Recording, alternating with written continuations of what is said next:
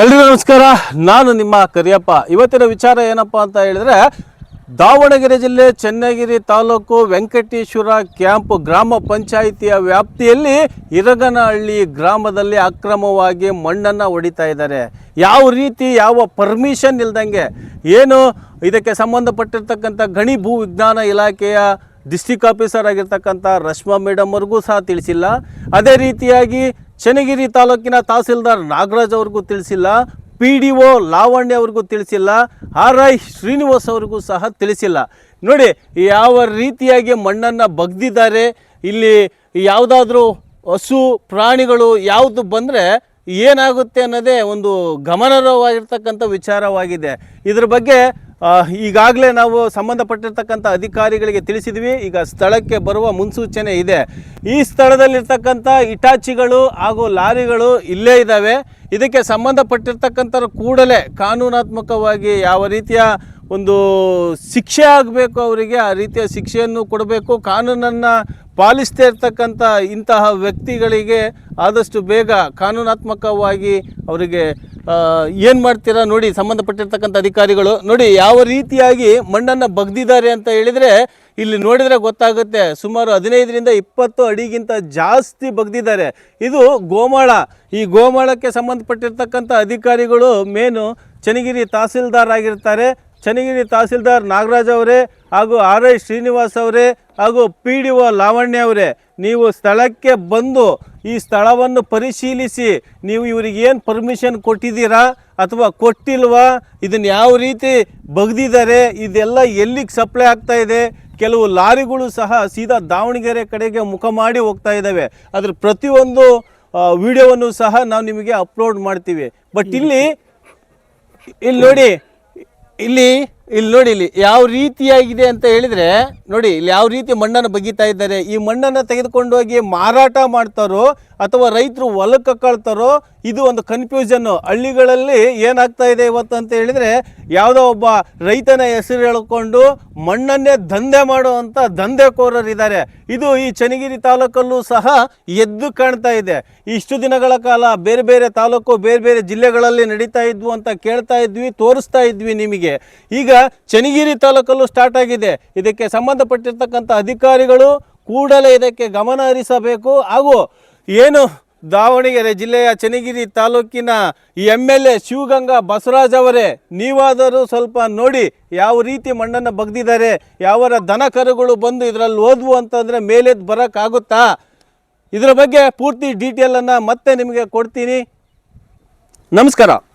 ಇಲ್ಲಿ ಯಾವ ಥರ ಇದೆ ಅಂತ ಹೇಳಿದರೆ, ಈಗೇನು ಬಗ್ದಿರ್ತದೆ, ಏನು ಮಣ್ಣನ್ನು ಅಕ್ರಮವಾಗಿ ದಂಧೆ ಮಾಡ್ತಾ ಇದ್ದಾರಲ್ಲ, ಅವರಿಗೆ ಮಣ್ಣಿನ ಮೇಲೆ ಮಾತ್ರ ಪ್ರೀತಿ ಇರುತ್ತೆ.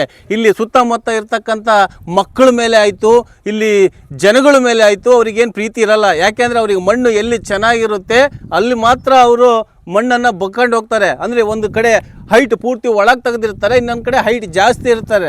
ಮಕ್ಕಳು ಏನಾದರೂ ಬಂದು ನೀರಿದೆ ಅಂತ ನೀರಿಗೆ ಇಳಿದಾಗ ವಾಪಸ್ ಬರೋ ಮಾತೇ ಇಲ್ಲ ಅಂತ ಹೇಳ್ತಾರಲ್ಲ, ಈ ರೀತಿಯ ಘಟನೆಗಳಾದಾಗಲೇ ಸುಮಾರು ಹಿಂದೆ ಏನು ದಾವಣಗೆರೆ ಜಿಲ್ಲೆ, ದಾವಣಗೆರೆ ತಾಲೂಕಿನ ಕೊಡಗನೂರಿನಲ್ಲೂ ಸಹ ಇದೇ ರೀತಿಯಾಗಿಯೇ ಮಣ್ಣನ್ನು ಬಗ್ದಿದ್ರು.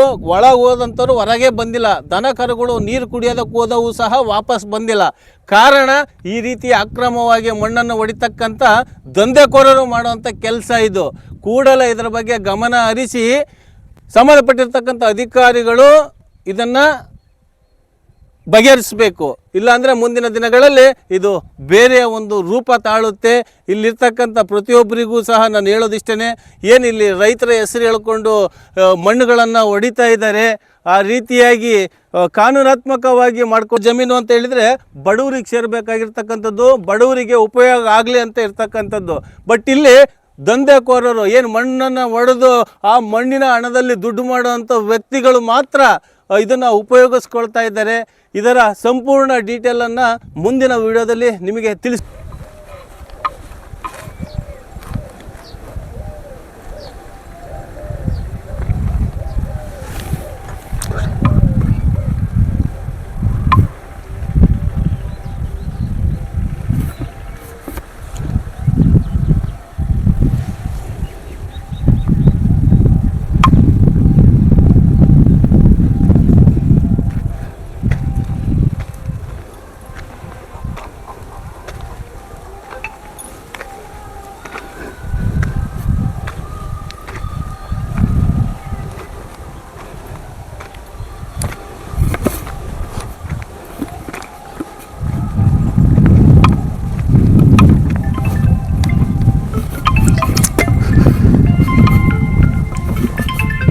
ಸೈಲೆಂಟ್ ಮಾಡ್ಕೊಳ್ರಿ ನಿಮ್ಮದು.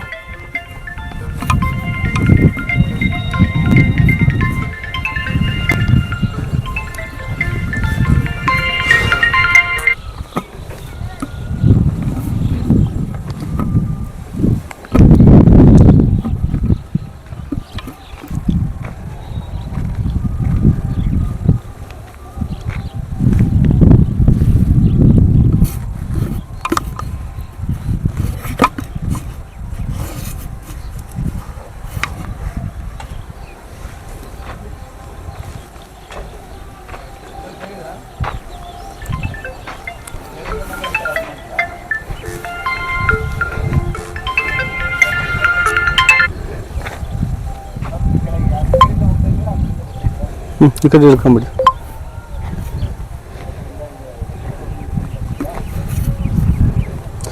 ನೋಡಿದ್ರಲ್ಲ, ಈ ರೀತಿಯಾಗಿ ಮಣ್ಣನ್ನು ತುಂಬ್ತಾ ಇದ್ದಾರೆ. ಅಲ್ಲಿ ಕೆಳಗಡೆ ಪೂರ್ತಿ ಡೌನ್ ಇದೆ, ಇಲ್ಲಿ ಮೇಲ್ಗಡೆ ಅಪ್ ಇದೆ. ಇದು ಈ ಮುಂದೆ ಯಾವ ರೀತಿ ತೊಂದರೆ ಆಗುತ್ತೆ ಅಂತ ಹೇಳಿದ್ರೆ, ನೀರು ಬಂದಾಗ ಇಲ್ಲಿ ಕಡಿಮೆ ಇರುತ್ತೆ, ಅಲ್ಲಿ ನೀರು ಬಂದಾಗ ಫುಲ್ ಇರುತ್ತೆ. ಇಲ್ಲಿ ಎಷ್ಟು ಹೈಟ್ ಇದೆಯೋ ಅಷ್ಟೇ ಹೈಟ್ ಅಲ್ಲೇ ಇದೆ ಅಂತ ಕೆಳಗಿಳಿದ್ರೆ ಅವ್ರು ವಾಪಸ್ ಬರೋದೇ ಇಲ್ಲ. ಅದೇ ರೀತಿಯಾಗಿ ಅವ್ರು ಯಾವ